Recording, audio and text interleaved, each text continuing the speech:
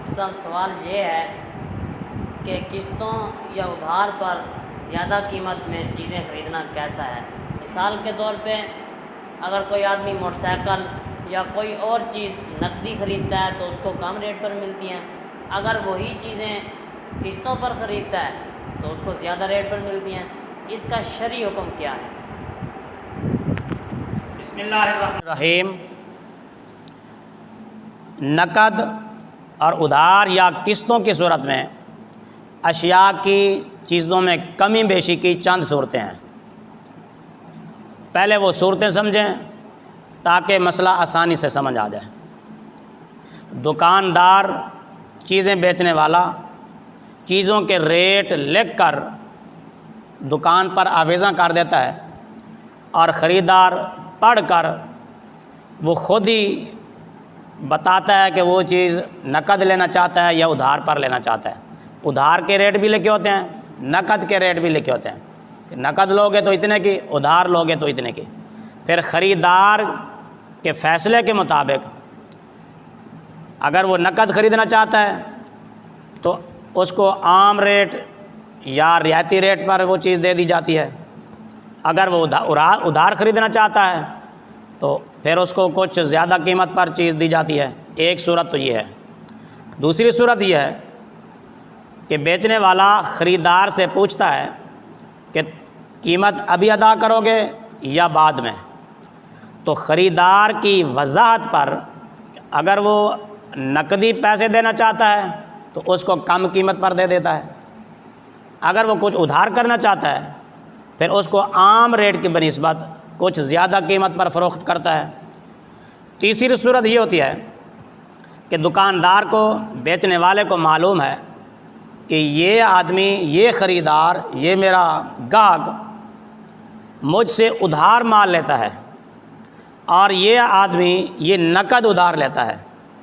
یہ نقد خریدتا ہے، نقد پیسے ادا کرتا ہے۔ اب وہ نقد والے کو کم ریٹ پر دیتا ہے، ادھار والے کو زیادہ ریٹ پر دیتا ہے۔ اور اس کی چوتھی صورت یہ ہے،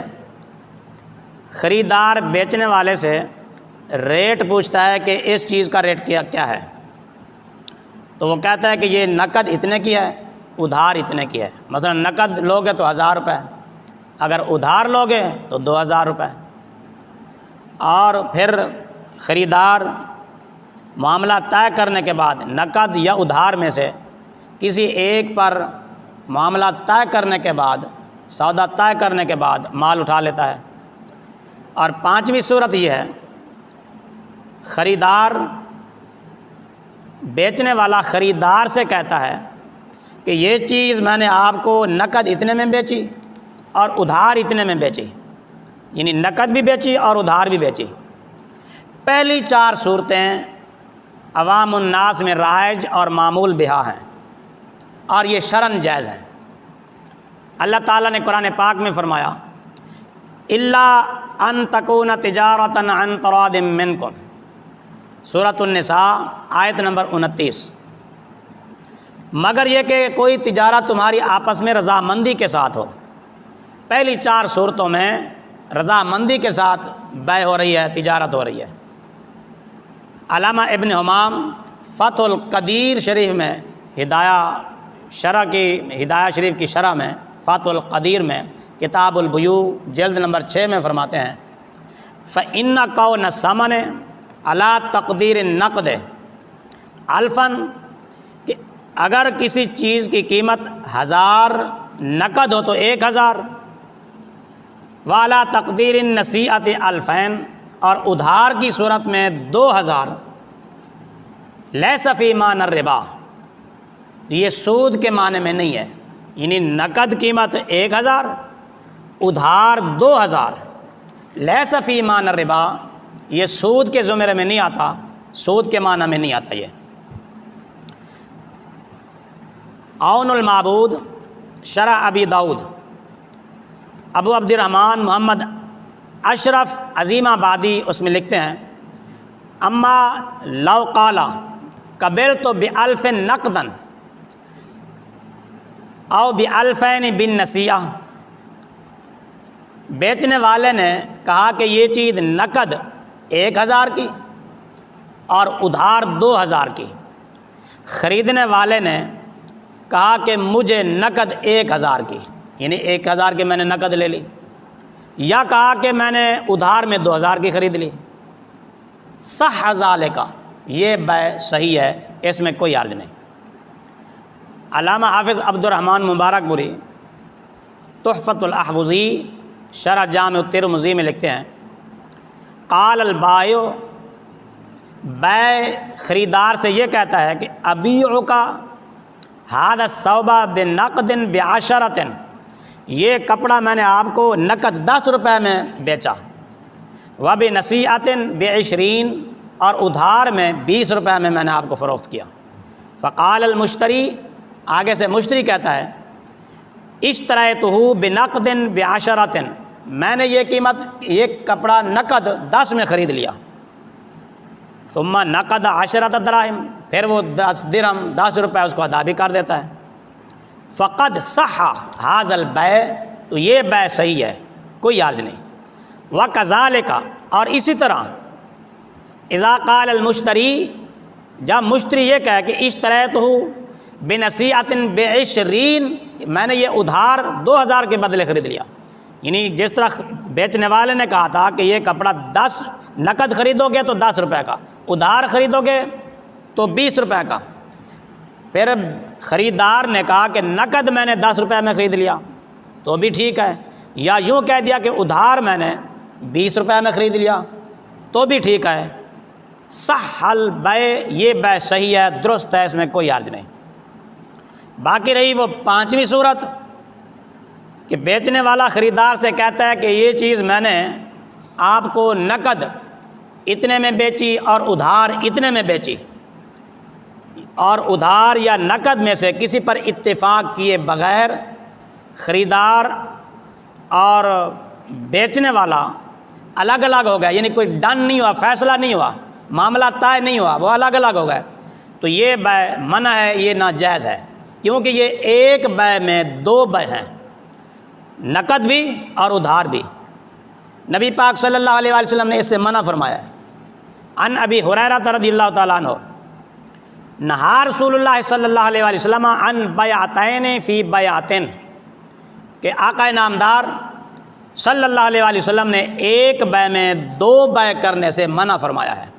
اور یہ ایک بیع میں 2 ہو رہی ہیں کہ نقد اتنے میں بیچی، ادھار اتنے میں بیچی، یہ نقد بھی اور ادھار بھی، یہ ایک بیع میں 2 بیع ہیں، لہذا یہ منع ہوگی حدیث پاک کے حوالے سے، اور یہ حدیث پاک ترمذی شریف کتاب البیوع میں موجود ہے۔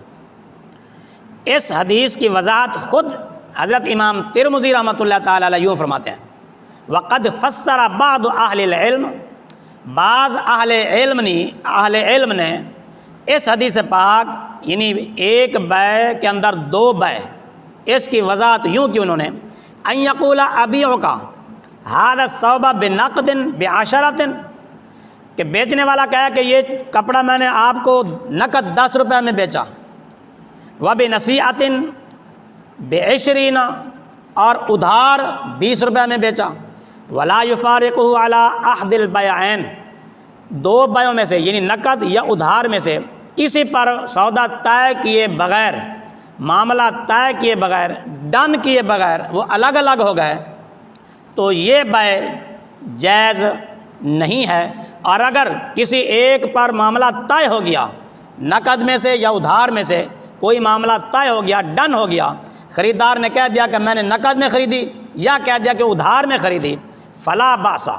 تو اس میں کوئی حرج نہیں۔ ترمذی شریف امام ترمذی نے اس کی وضاحت یوں فرمائی ہے۔ اور خلاصہ یہ ہے کہ اگر اسی مجلس میں نقد یا ادھار میں سے کسی کا فیصلہ مشتری نے نہیں کیا تو وہ منع ہے۔ اگر مشتری نے فیصلہ کر دیا کہ میں نے ادھار میں لیا یا اس کو میں نے نقد میں لیا، اور ایک معاملے پر وہ ڈن ہو گیا، سودا طے ہو گیا، تو اس میں کوئی حرج نہیں، یہ جائز ہیں۔ اور عوام الناس میں یہ 4 صورتیں جو پہلی مذکور ہوئیں وہی رائج ہیں، وہی جاری ہیں، اور انہی کے مطابق یہ لین دین کا معاملہ ہو رہا ہے۔ علامہ مفتی جلال الدین امجدی رحمۃ اللہ تعالی علیہ فتاوی فیض الرسول میں فرماتے ہیں، ایک سوال کے جواب میں کہ کوئی بھی سامان اس طرح بیچنا کہ نقد قیمت 300 روپے اور وہی سامان ادھار میں 350 کا، تو فرماتے ہیں شریعت میں یہ جائز ہے، سود نہیں ہے۔